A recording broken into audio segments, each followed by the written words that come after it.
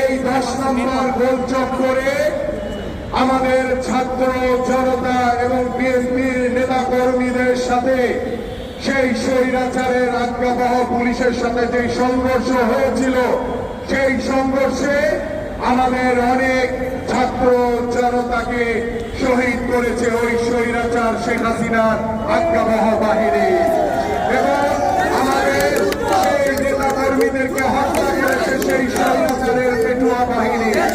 আমরা সেই দিন দেখেছিলাম বাংলাদেশকে স্বাধীন করার জন্য, বাংলাদেশকে স্বৈরাচার জন্য নতুন এক এসেছিল। আমাদের প্রিয় অভিভাবকবৃন্দ, আমাদের বাবা মারা, আমাদের নতুন প্রজন্মের বেসরকারি বিশ্ববিদ্যালয়ের সকল ছাত্র ছাত্রীরা সেদিন রাস্তায় নেমে এসেছিল ওই স্বৈরাচার শেখ হাসিনার পতনের দাবিতে। এবং আজকে সেই 18 জুলাই আমাদের সেই শহীদদের প্রতি আমার গভীর শ্রদ্ধাঞ্জলি, এবং আমরা জানাই তাদের রুহের মাগফিরাত কামনা করছি। এবং আজকে আমি বলতে চাই যে গত 17 বছর বাংলাদেশ জাতীয়তাবাদী দল বিএনপি এদেশের সাধারণ মানুষকে নিয়ে আন্দোলন করেছিল, সংগ্রাম করেছিল একটি অবাধ সুষ্ঠু নির্বাচনের দাবিতে।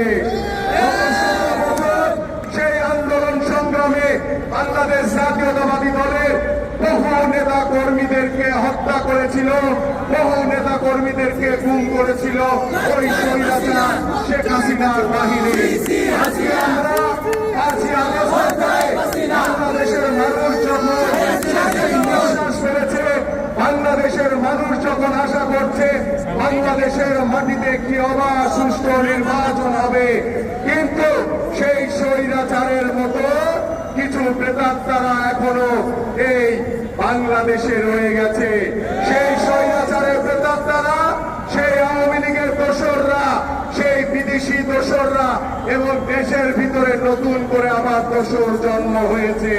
সেই দোসররা নির্বাচনকে পিছিয়ে দেওয়ার জন্য বিভিন্নভাবে মিথ্যাচার, বিভিন্নভাবে ষড়যন্ত্র করে সংস্কারের নামে, বিচারের নামে নির্বাচনকে পিছিয়ে দেওয়ার চেষ্টা করছে।